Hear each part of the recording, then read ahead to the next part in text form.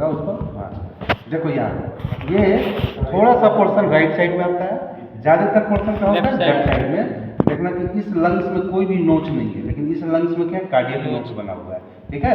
और ठीक लंग्स जो है तो ऑब्लिकली सिचुएटेड ये लंग्स है। हाँ ये लंग्स जो लगा के बता, ठीक है ये लंग्स है। अगर कोई कार्डियक नोच है ना, और उस साइड का लंग्स लगाओ, एक ही लंग्स है सर, एक ही लंग्स में जिंदा है सर। ये जो लंग्स है इसमें कार्डियक नोच है, देखो ये इस साइड के लंग्स में कार्डियक नोच नहीं होता है, ठीक है।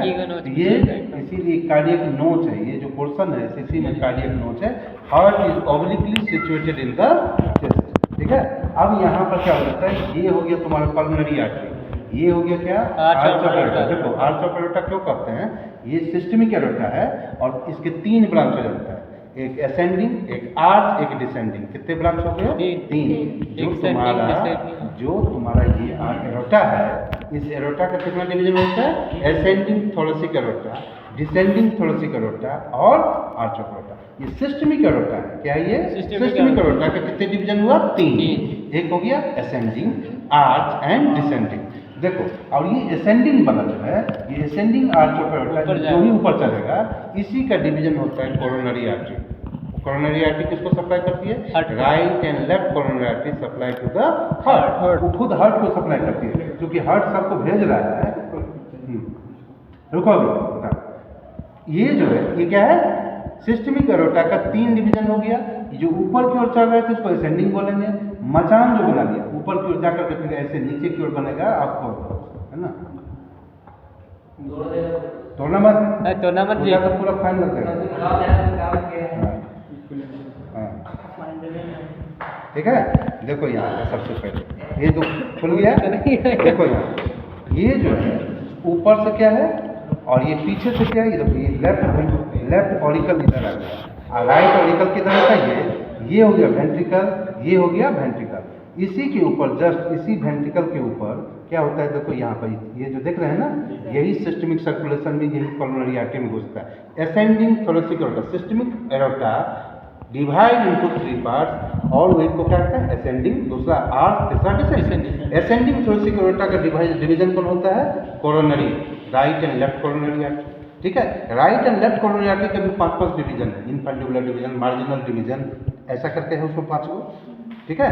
और उस फिर सारा चीज पढ़ाई इधर चल रहा है, किडनी को खोल रहा है उलचुल करते रहता है, ठीक है। उसके बाद क्या होता है कि ये जो है जो आर्च ऑफ एरोटा है उसके कितने डिवीजन हो गए? 3। राइट साइड में जाएगा तो ब्रैकियोसेफेलिक, लेफ्ट साइड में क्या होगा? सबक्लेवियन, और लेफ्ट साइड में क्या होगा? Common carotid. कितने टाइप के डिवीजन हो गए? 3। Right brachiocephalic, left common carotid, left subclavian, तो 3 ब्रांच हो गया। राइट ब्रैकियोसेफेलिक फिर डिवाइड कर जाता है कितने पार्ट में? 2 पार्ट में। एक क्या होता है? राइट सबक्लेवियन और राइट, हाँ हेलो, ब्रैकियोसेफेलिक का डिवीजन है। एक वो चीज याद रखना है कि राइट साइड में ब्रैकियोसेफेलिक 2 पार्ट में डिवाइड करते हैं और लेफ्ट साइड में आर्च ऑफ एरोटा का डिवीजन है और राइट साइड में ब्रैकियोसेफेलिक का डिवीजन है। यही अंतर है, ठीक है। अगर कोई पूछ दे लेफ्ट साइड में कॉमन कैरोटिड और सबक्लेवियन किसका डिवीजन है, क्या बोलेंगे? आर्च ऑफ एरोटा का। लेकिन राइट साइड में किसका डिवीजन है? तो राइट ब्रैकियोसेफेलिक का। और यही जा करके जब सबक्लेवियन आर्टरी 2 पार्ट में डिवाइड करती है तो बाह में जा गया तो एक्सिलरी आर्टरी और ऊपर की ओर चढ़ा तो वर्टिब्रल आर्टरी। इसके कितने डिवीजन हो गए? सबक्लेवियन के कितने डिवीजन हो गए? 2। आर्म में गया तो एक्सिलरी आर्टरी, ऊपर की ओर गया तो वर्टिब्रल। वर्टिब्रल आर्टरी कहाँ जाएगा? देखो पीछे ये नहीं दिख रहा है क्योंकि इसके पीछे वर्टिब्रल आर्टरी जाता है और इसी नोज को हम लोग क्या कहते हैं? Jugular nose. यहाँ दिख रहा है, यही है जुगुलर नोज।